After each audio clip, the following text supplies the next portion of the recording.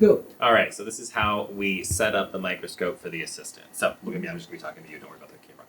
It's not there. It's just, this is Daphne. She's very shy on camera, obviously. That's why she's not even looking at it right now. All right, this is the microscope, clearly. This is your side right here. So the first thing you need to do is figure out what is called your interpupillary distance here. So this is kind of like if you ever use binoculars, you know how you can move them like this, and you want it to be that you see a nice circle when you go through everything. So first thing we're going to do is figure out, kind of go ahead and pull up. You're going to be kind of pretty close to me here. And this scope is pretty cool because you can rotate it this way, you can rotate it this way, and you can go back and forth here.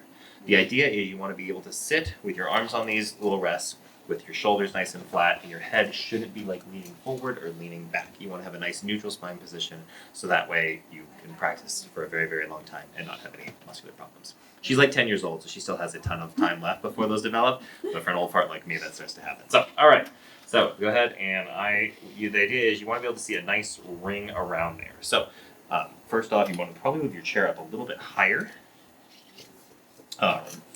Wait, right side, left side this time? I remember. Must be the other one. Yep. Okay. So you'll want to kind of move this so that you can stand. These go up and down too, so there's lots of different adjustments you can do. I'm going to make you do it a few different times. So move your body forward. Move your body physically forward. There we go. Yeah, normally this chair would be in the right spot, but there you go. Is that easier on your neck so you're not leaning forward? Yeah. Okay, so you should be able to see a nice circle kind of around my ring. Okay. Okay, what's your number? It's right. 66. All right, do it again. Move back. Do it again. No, don't go to 66. We're going to do it like 3 times because usually the first few times I want to make sure it's repeatable. Jenny, what's your number? It's a great question. Yours is 62. Mine's 72. That's how I remember it. And 66? Okay, one more time. Just kind of come back and make sure it's a nice circle. And 66. All right, so that's your number. Now what I'm going to have you do is we're going to pretend that this is all wonky and off. So go ahead and get this adjusted. I'm going to say, all right, go ahead and get set.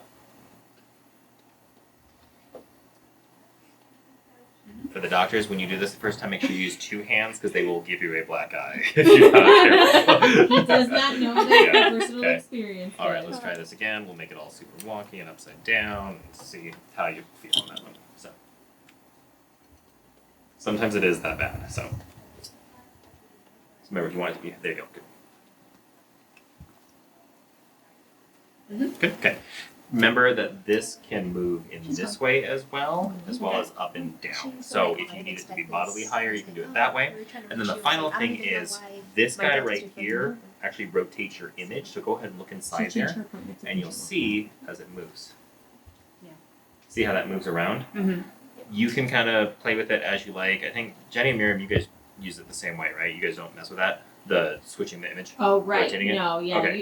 It's honestly really best for when you're start with your suction and stuff to leave it that way. I don't ever recommend looking at it the same way doctor does. Yeah, because when I look at it from the way. So this right here is at like 6 o'clock same. for me. So look inside yours, and I think it's over at like 9 for you, I think. Yeah. Yeah. So it depends, and for the assistants watching, this is kind of how you got to figure out which way it is.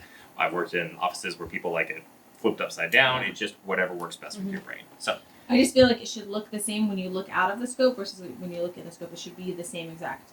I think that is honestly the easiest because if you look at it through the scope the way he does and then look out of the scope and it's completely opposite, that's kind of weird. Yeah, and that's why I like it like this is because when I look down, my finger is right here. If I look down and all of a sudden my finger's over here, that's really wonky. So that's kind of the thought here. But this can move if you have a preference. So and sometimes this gets bumped or whatever, so just know that if the image looks weird or if it's been rotated, this is why. When I have dentists over here, we all like to look at it from at 6 o'clock, even if you're on the side. So we will, oftentimes this will get messed up and then Jenny comes in and gets angry. So we heard that other dentists. Right. The only other thing is make sure the camera's on. This is the on-off switch for it right here. And then this is the hard power switch for the light. These are very, very expensive light bulbs, and so we want to minimize the time that they're on. This scope is cool because it does have an auto off when it goes to the top, and it does shut off. So generally, as long as it's not drooping, and this is the button this is what you tighten if it does start to droop. As long as it's not drooping, it should turn off when we're done with the patient. However, sometimes you have to manually turn it off as well. And here's if it's the light's ever not turning on, it's because of this. Yeah. Any questions? All right, you're famous on YouTube now. Congratulations.